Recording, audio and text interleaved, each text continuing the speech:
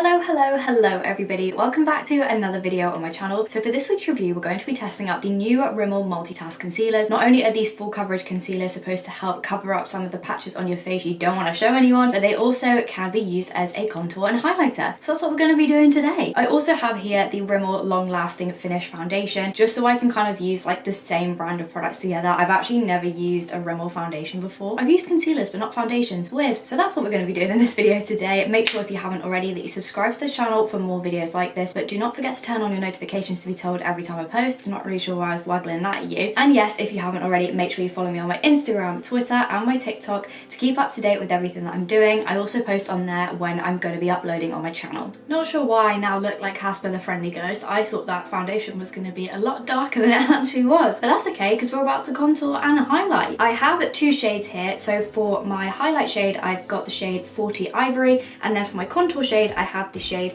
110 Coconut. So I'm going to start first of all by applying the highlight to my face. Just for reference, if you haven't ever contoured or highlighted your face, you want to hit the places where the sun would hit your face naturally. On your forehead, a little bit on your nose. I always do my little moustache area, my chin, and then you want to do underneath your eyes. So I always do a line down here, a line going up, always pull it up to bring your face like this. You want to elongate your face rather than bringing it down.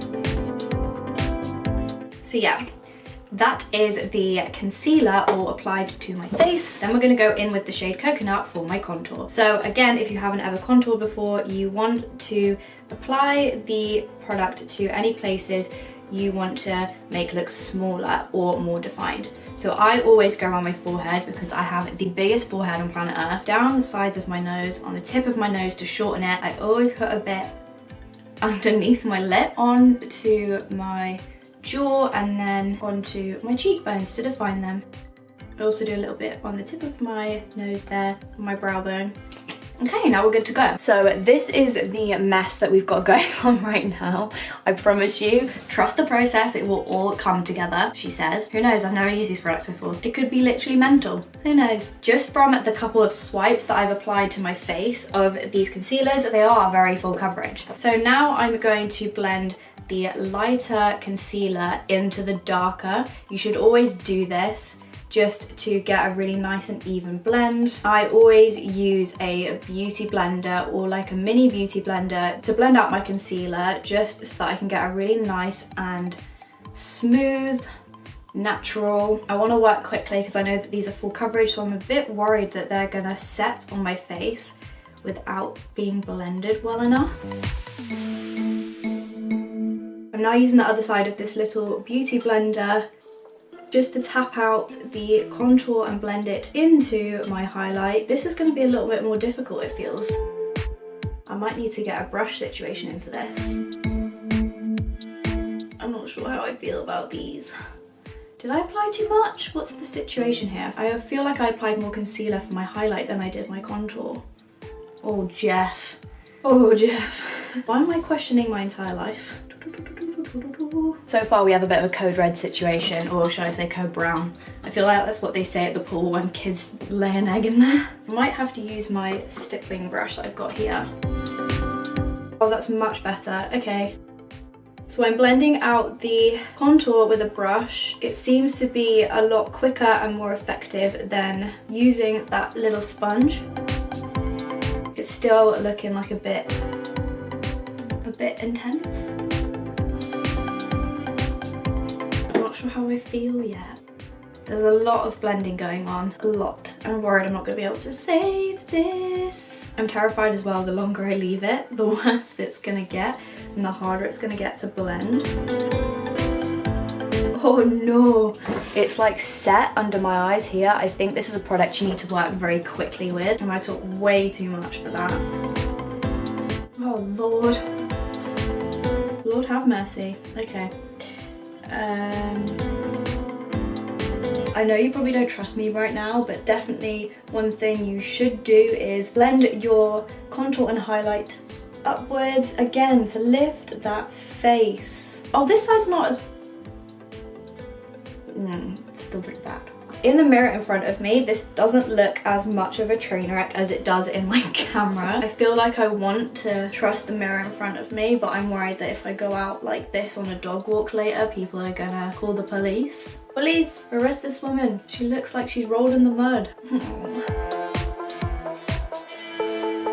It looks great in the mirror in front of me, and then I look up and I'm like, well, damn. Okay, we're gonna try and save this. There's me complaining that the foundation was too light and now I'm lumped with this mess. I'm gonna try and save this now. I'm gonna re-highlight some of the areas that need possibly a little bit more help. I'm gonna work quickly to make sure that the whole setting thing doesn't happen again.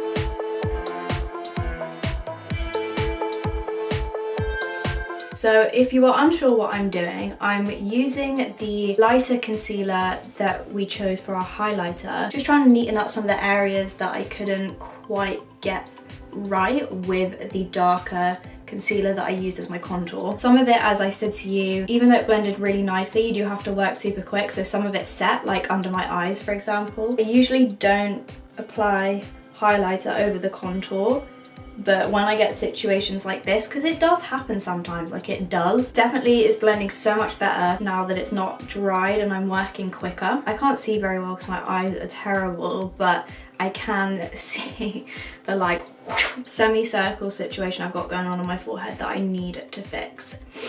I'm blending the highlighter up into my temples to try and eliminate that very intense line that we're seeing. When I first started doing contour and highlight, I would apply the contour and highlight underneath my foundation to try and basically stop it from looking so intense. But I was doing it then extreme to the point where if I was wearing such full coverage foundation and putting so much on that it was just completely covering it up, and there was like no point. You have to get a happy medium in between the two of them. So yeah, just trying to blend that in. One thing you can do as well is if this happens, you can get some of your foundation on a brush, but preferably on like a beauty blender or something, and just tap like a light layer over the top just to make it not look so intense. I mean, it looks great in front of me. Oh, it's not looking so bad. I think we managed to save it.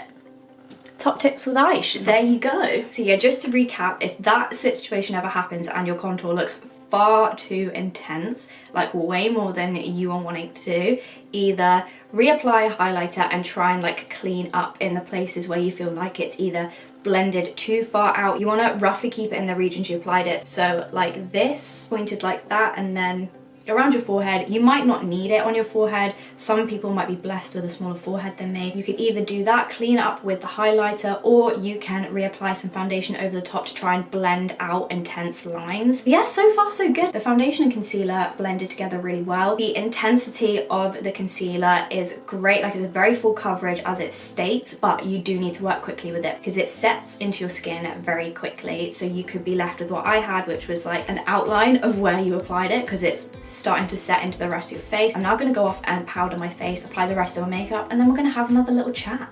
Okay, so I have got the rest of my face makeup on, and I have to say I'm pretty impressed with these products. So let's start out with the basics. So very cute, simple, standard, straightforward concealer packaging. We love that. The wands made it really easy for you to apply. Just a simple doe foot, nothing out of the ordinary. Also has a little pouch on the end of the wand just to kind of hold a bit more product for when you apply. Definitely a full coverage concealer if that is something that you're into. If you want a full beat, like full glam, maybe you've got, like me, really bad eye baggage situation underneath your eyes, I can 100% say that it has completely demolished the baggage under my eyes. You cannot see that I haven't slept properly for like 3 months, so that is a 10 out of 10 for me. Blendability, I would give it like a 9 out of 10. It would be a 10 other than the fact that you do, as you saw, have to work really quickly with these products because they do settle into your skin. So yeah, blendability, really great. As you saw from the first attempt at the highlight, went really well into the foundation. No issues with applying it over the foundation or anything like that. that it didn't like cling to any patches on my face or anything.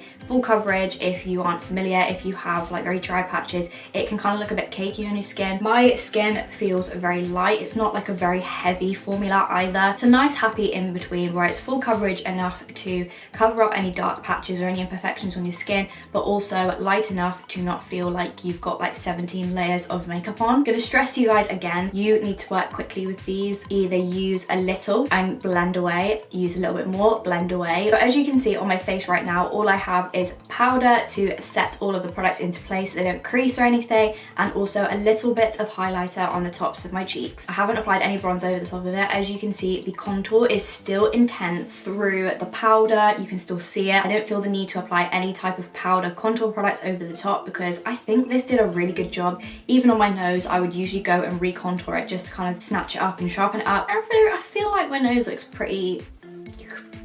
So overall ratings for the Rimmel Multitasker Concealer, I would give these an 8.5 out of 10. Would 100% use these again, especially if I'm going to be doing like full meets and stuff. Definitely would recommend these as a concealer for, say, if you've got any dark circles or patches on your face you want to cover. Like I have really bad spot scarring on my chin. You can't tell. Also, eye bags, where are they? Who are they? Where have they gone?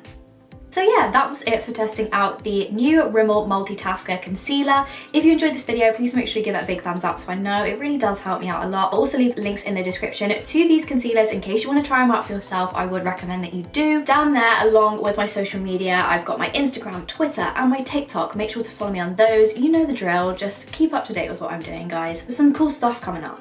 There really is, and I'm very excited. Also, don't forget to subscribe to this channel for more videos like this, and don't forget to turn your notifications on to be told every time I post. Thank you again so much for watching. Have a beautiful rest of your day, whatever you are doing, and I will see you next time for another video. Bye, guys.